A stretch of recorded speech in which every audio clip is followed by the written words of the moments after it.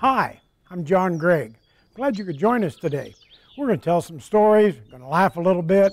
We're going to talk about Indiana landmarks, listen to some really great Indiana music. So while I go freshen up my tea, why don't you join us on the porch?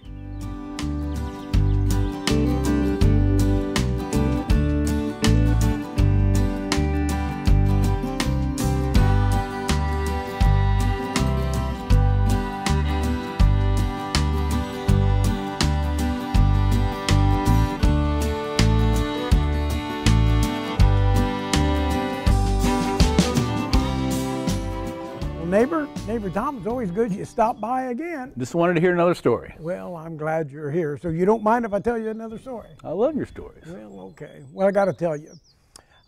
This goes back to Father's Day weekend, 2018. Mm-hmm. Now, I got to kind of set the stage. You know, I ran for governor in 2016. So when you do that, you spend a lot of money to get your name out there and face on television. And you know, people forget real quick, but as the candidate, you kind of like to think they remember a little. And anyway, so realize a year and a half has passed since the election. Father's Day weekend, again, 2018. I've gone over to Haute, Indiana, a great little business over there owned by Dick and Michael Sargent. They're steel distributors, S-T-I-H-L. You know, they sell all the power tools and hand tools, and I was having trouble with something and couldn't get it going, and so my son-in-law and I go over there. I drive over to a great little town, Amish community, and I pull around to the side of their shop and walk in the back, and they're all hooping and hollering at me. Now I've got on bib overalls. I always wear bib overalls when I'm weed eating and doing work with a chainsaw. And I've got on a big floppy hat to protect my head from the sun. Right. And I got on an old ratty long sleeve shirt because that sun's bad, you know. So I'm standing there, and they're all hooping and hollering at me, and there's another guy there I don't know. And the sergeants say, "Do you know who that is?" And I said, "I don't think I've met him." And I just walk over and said, "Hi, I'm John Gregg." And the guy looks at me real funny, and he says, "I know that name." And Mr. Sergeant says, "Well, that's John Gregg." He said, "He ran for governor. He just lives over at Sanborn, about 10, 15 miles the other direction from here." And I said, "Where are you from?" And he says, "I'm from Bedford." And I said, "Well, it's nice to meet you." And he goes, "Yeah." He said, "I remember seeing you on TV. You did run for governor." Then he said, "You know, I don't pay a lot of attention to stuff. Did you win?" So I guess the moral of that is, as important as I thought that was, running for governor, tells me what a lot of Hoosiers think of it. That's right.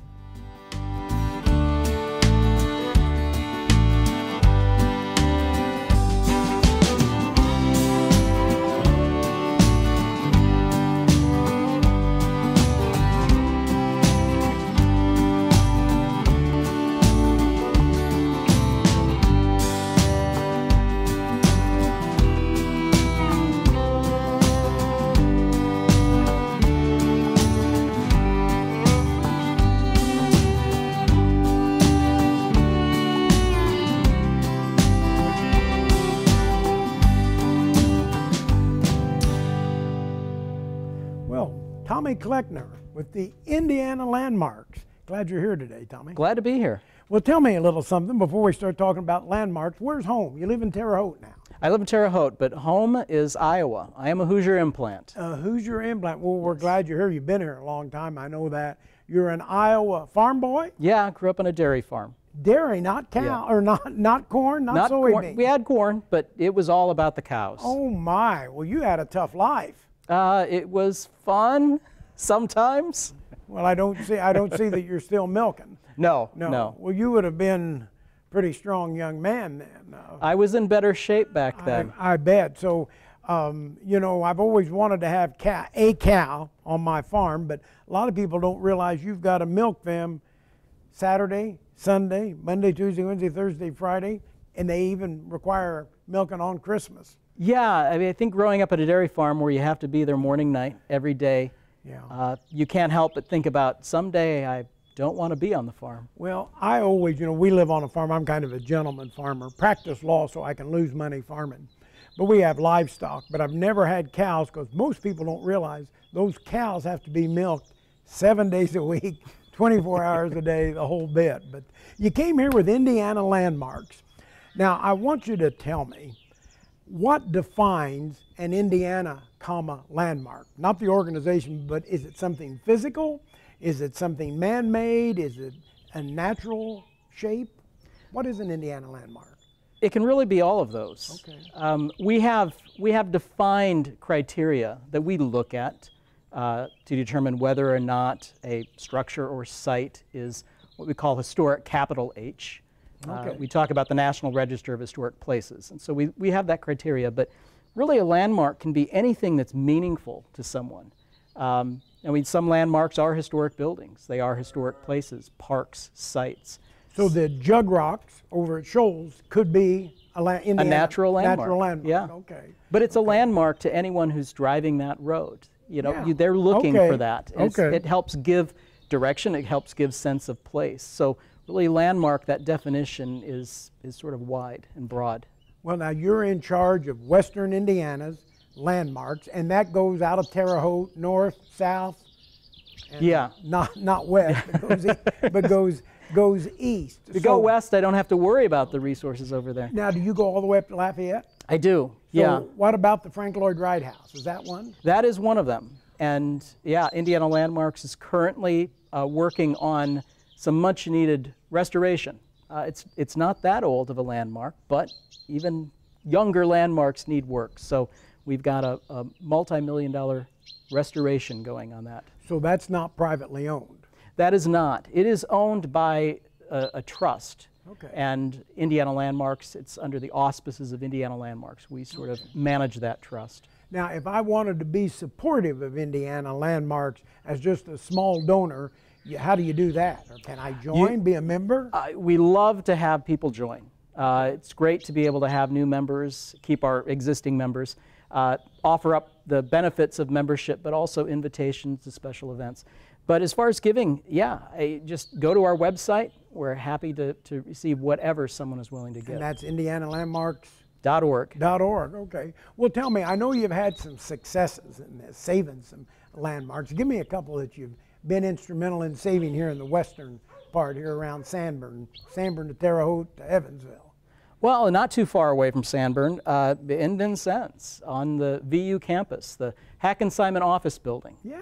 That was one that was threatened with demolition. Unfortunately, it was by the university. It had been vacant for long enough, and it had fallen into disrepair, pretty dilapidated. Now, what did they make at Hackensimon? Beer. Beer, there you go. Eagle Brewery. Okay, the Yep. Eagle Brewery. I've Yep. got a bottle. It's empty. And it's empty. Okay. And they did a reissue, a special fundraising for to be able to restore the building, rehabilitate the building. So there are some Eagle Brewery Hackensimon beer bottles out there that still have beer in them. Wow, did not know that. So the Hackensimon building in Vincennes. Yeah. Something that might be on the endangered side here in our area that maybe you're still trying to save or you're in that process of. I'd say one that we did have on our endangered list, 10 most endangered list, was the Pantheon Theater. And I know you've been there since they've rehabilitated that. Amazing new facility, business incubator, co-work space. I mean, it's really amazing to see. That is something to see. You know, that theater, I'm 68 years old and I know, I don't look a day over 65, but that theater has been closed my whole life. So it was something to get to just go in there and see it. And let alone knowing that Red Skelton started there. And I can remember hearing Red Skelton when he was alive telling about watching Ed Wynn, who was an old performer. You might have seen him in Mary Poppins, seeing Ed Wynn perform there back around the First World War. So a lot of history there in that Pantheon. Yeah, and it's amazing that the building survived. It was converted to a Sears at one point, the theater. Seats removed, filled with sand, concrete floor poured over it. So to see it in its current use and appearance is pretty amazing. So you don't have any trouble finding sites that need saved? We do not. So no. The only thing that keeps you from saving more of those sites is the green stuff? Yeah, I mean, it really is. It's you know, money. I sometimes jokingly say, it's just all money and politics. You know, that's what it takes. But there are instances where the threat comes from the current owner, and so it's trying to move those threatened historic properties into new ownership so that save can take place. Well, I want to ask you about some Indiana landmarks, so don't Sure. leave me.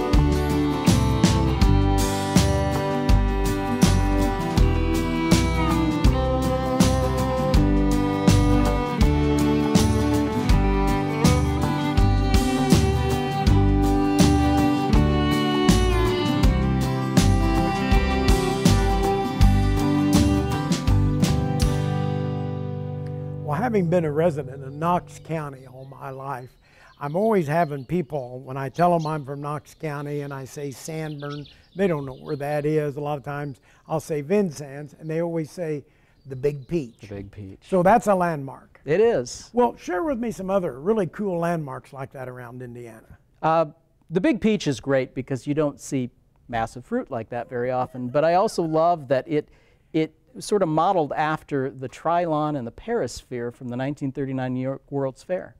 Trilon and the Perisphere. It was the theme you center are of the World's educated. Fair. So you look that up and you'll see that round sphere and that spire. It's neat. But yeah, throughout Indiana, we've got just some amazing, unique landmarks. One that I really adore up on the St. Mary of the Woods campus. The Sisters of Providence, Yeah. their little St. Anne Chapel, or the St. Anne Shell Chapel. Okay, yes, yes, You know, I have seen sacred, we realize that, but such an interesting, unique structure. The entire inside is covered in shells, and most of those were gathered by the sisters at the time it was built in 1875, telling the story about this journey that then Mother Theodore Guerin, now Saint Mother Theodore Guerin, making the trip back over. And were these shells, mussel shells out of the Wabash? Or? Most of the shells were from the Wabash. They were gathered right in there. I didn't realize that. Wow. Yeah. Interesting, interesting. What about the cemetery at Terre Haute? Are you familiar with the dog? Stivy Green. Stivy Yeah, Green. yeah, Mr. Heinel's faithful dog. Yeah. Oh my, not everybody knows that story. Share that one with us. Yeah, well, it was one that after Mr. Heinel's passing, his faithful friend, canine friend Stiffy, would go and sit at his mausoleum. And when he passed, he was stuffed, placed in the mausoleum. Stayed there until vandalism required that he be removed. But Stiffy Green's sort of a symbol of Terre Haute. There's a new small mural in downtown Terre Haute with Stiffy Green on it. So he's beloved. That's pretty good. Absolutely is beloved. Kind of the Spuds McKenzie of his Yes, day. yeah, absolutely. Now tell me, if we were in Olytic, what would we go see? Well, you'd see lots of limestone buildings. You would see a lot of limestone. The heart of the limestone industry, which, again, another claim to fame for Indiana. It's incredible, the structures, iconic structures around the world using Indiana limestone. But I am thinking that most people are going to take notice of the Joe Palooka statue that Ulitic made. And it was not that Joe Palooka was from Ulitic. It was just he was popular at the time, and they thought, we need something that's going to draw people in. So he survived.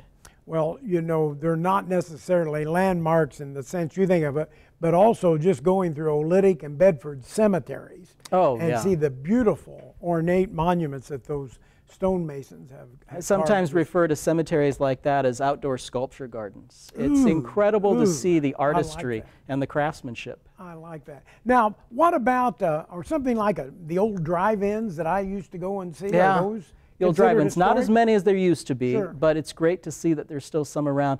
One closer to Sanborn, up there at the Cinema 67. Yeah, they're just west of expensive. Gosport. Yeah. Yeah, really great one. Starlight in Bloomington.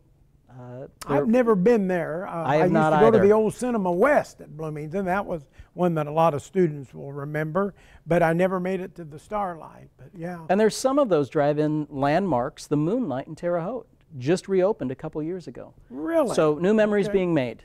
Absolutely. New memories are always made, and that's the great thing about living in Indiana and living in a rural area like Terre Haute, down through the Wabash Valley, down here to Sanborn and all that, I think really makes something. Now, I want to talk to you about one of my favorite ones. I had a great aunt lived in Greentown, Indiana, 10 miles west of Kokomo. And they've got a park in Kokomo. What have they got in that park? That might be a landmark. Is that Big Ben? That's Big Ben. Big Ben. Big Ben the cow, the world's largest bull. Bull or steer. I'm trying to remember if he was still a bull or not. Boy, I don't remember. Either way, he's big. Yeah, size alone. Yeah. Size alone. And met sort of an unfortunate death, slipped on ice, and they had to put him down. But you know, he was an attraction. Well, they actually had to put him out. He was already down. Okay. Yeah. Yeah. But yeah, there was a railroad spur. It was installed out to that farm, so people could just go out and see Big Ben. And he's still attractive. Have you ever seen the statue for Dan Patch in Indiana? I have not. You know, it's north, and forgive me, I want to say it's maybe Newton County. I can't think where it is. Forgive me. Oxford, Indiana is the hometown. You got me. You have to look for it. It's actually in a field, like Oxford's here and the field's there, but it's in a farmer's field fenced in. You're driving around looking for this statue of the world's greatest trotter, and all of a sudden here's this life-size statue of a horse. I have to look that one up. I've seen his barn in Oxford. You need to find the statue of the horse. It's harder to find. And I'll have to admit, when I first moved to Indiana and heard Dan Patch, I assumed it was a man. And they said he ran the mile in under 2, and I said, that is impossible. Didn't realize he was a horse. I can still run the mile in under 2 days. Oh. Yeah, that's one of my claim to fame. It's a good pace. Well, Indiana landmarks, I have to ask if this is a landmark. I want to go down to Vincennes, journey with me down there. There is supposedly a rock where Jefferson Davis, then a cadet at West Point, proposed to his first wife, who was the daughter of Zachary Taylor, who is the commandant at Fort Harrison, which we know as Terre Haute. Have you ever seen that? Or I've not seen the rock. I've heard about the rock. Well, if you get down to the VU campus, you're not too many. You're just right across the street. Okay. You need to look it up because there's still a historical sign. I have to do a walkabout there on the campus. Have to do a walkabout. So IndianaLandmarks.org. Yes. Okay, and anybody can join and help. Absolutely anybody. Well, and any specific project you're working on anywhere in Indiana you want to make a pitch about? Well, right now I'll just mention one of the projects that's been ongoing. Everything takes longer and seems to cost more. But the Monon High Bridge, which a lot of people know the bridge, it showed up in the news in 2017 after the tragic murder of 2 young girls. But we are nearly to the point of getting decking and railing installed on the west third of that. It will be a pedestrian bridge. Up in Logansport. Up in Delphi. Delphi, yeah. Yes. So we're getting close to that being part of the trail system up there. And it's a beautiful view from the top of that, 60 feet above Deer Creek through the Deer Creek Gorge. Be a wonderful place for people to come and enjoy natural Indiana while standing on a landmark of Indiana. Absolutely. Well, thank you so much for stopping by. We're going to have some people come and play some music. Sounds so great. Stay right here with us.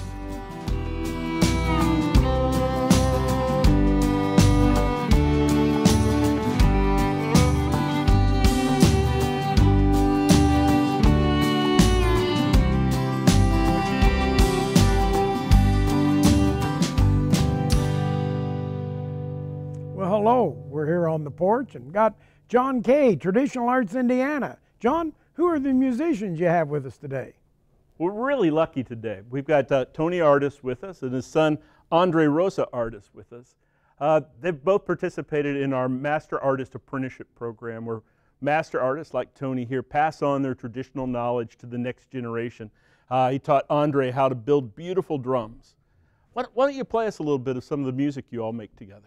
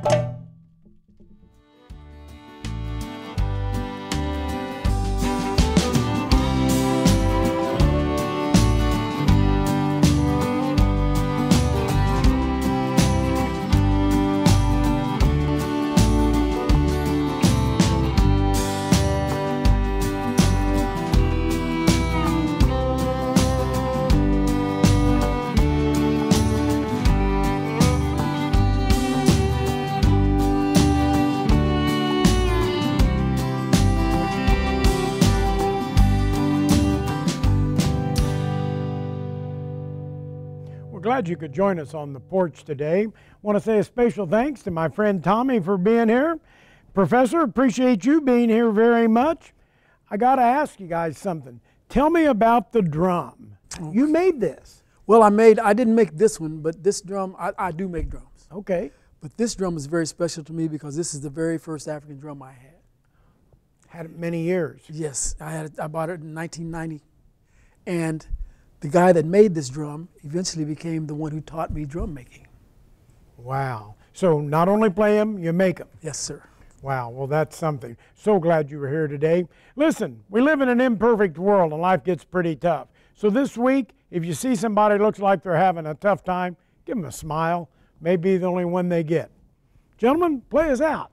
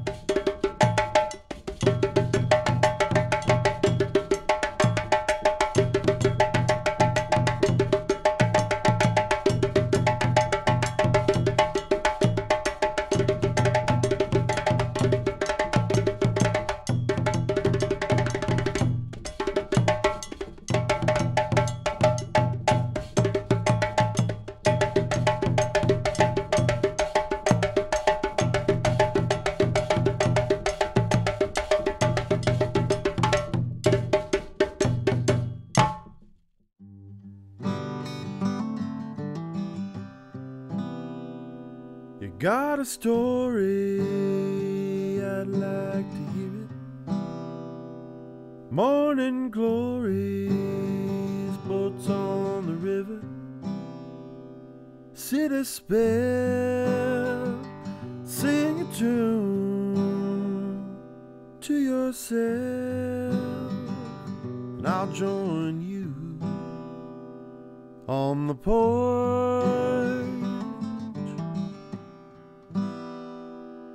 On the porch means everything.